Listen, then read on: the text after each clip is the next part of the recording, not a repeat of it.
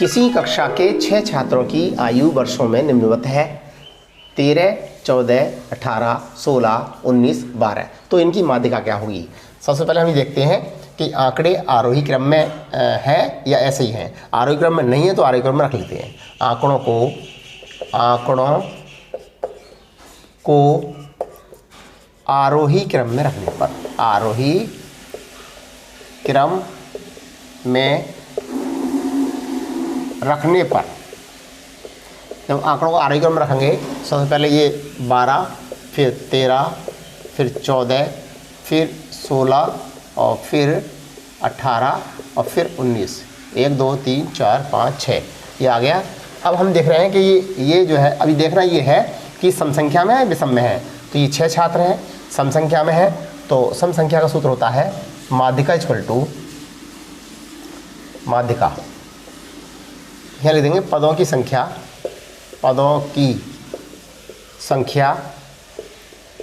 सम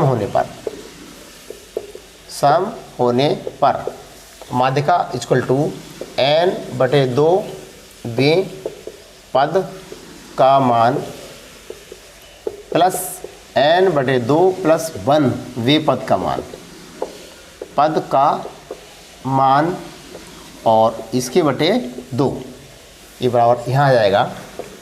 अब n कितना है? 6/2 वे पद का मान, वे पद का मान प्लस 6/2 + 1 वे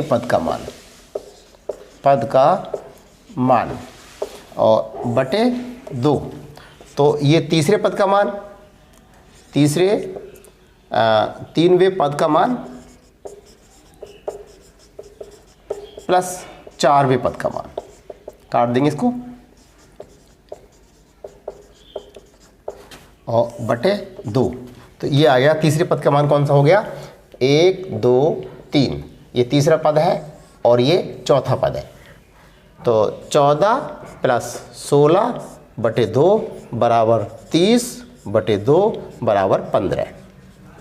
अतः किसी कक्षा के 6 छात्रों की आयु वर्षों में अगर ये हो तो इसकी माध्यिका 15 होगी।